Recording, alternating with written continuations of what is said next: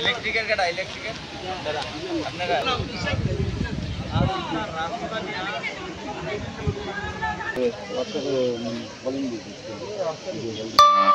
দীর্ঘদিন ধরিয়া গতবারও করছে বান অল্প অল্প করে ভাঙছে, ভাঙার পরে কেউ খেয়াল করছে না করার করতে এবার পুরা নদীর বান ভাঙিয়ে আমরা দীর্ঘদিন ধরে প্রচুর 1 লাখ টাকা মানুষ আছে, বাড়ি ঘর সব ভাঙিয়ে নিতে গেছে। এখন আতঙ্ক আছি আমরা, কই যাইমু কই উঠমু, এটাই আমরা যদি একটু খেয়াল করে আমরা একটু বাঁচমু আর কি। কোন জায়গাতে হয়েছে ঘটনাটা? দেও নদী, কুমারঘাট, শিবতলি দেও নদী, ইয়ংস্টার ক্লাবের লগে 4 নম্বর ওয়ার্ডের। যে এলাকাতে পাটা ভাঙছে এটা কি রাস্তা? রাস্তা, মেইন রাস্তা।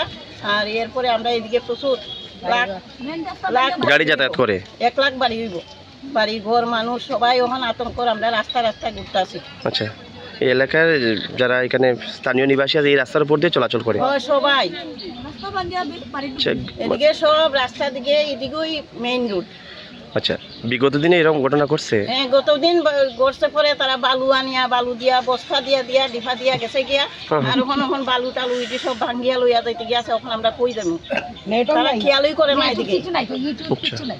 এই বিষয়টা নিয়ে বালু দিয়া তারা ডিফা দিয়া গেছে, বস্তা দিয়া বালু দিয়া ডিফা দিয়া গেছে গিয়া। এখন আমরা কিভাবে থাকি, বাড়িঘর সব আমরা কিভাবে এখন কার বাড়িতে উঠি, রাস্তা আমরা ঘুরতে আসি। আজকে যে রাস্তাটা ভাঙছে এখানে কত মিটার হইব অনুমান?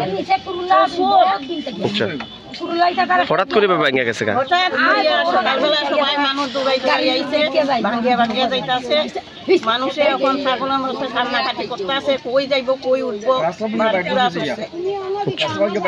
এই ব্যাপারে দপ্তর এবং প্রশাসনের কাছে, সরকারের কাছে কি কইবেন? দপ্তর এবং প্রশাসনের কাছে কি বলবেন?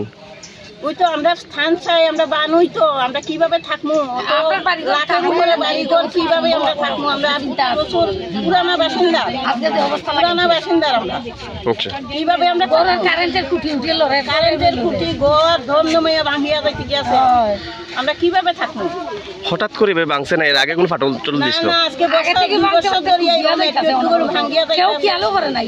একটু করে ভাঙ্গিয়া যাইতেছে। আর গতবার তারা বালুর বস্তা আনিয়া ডিফা দিয়া গেছে গিয়া, আমরা গেছি পরে সবাই বালু দিয়া ডিফা দিয়া গেছে। আপনারা এখানে যারা সাক্ষী হয়েছেন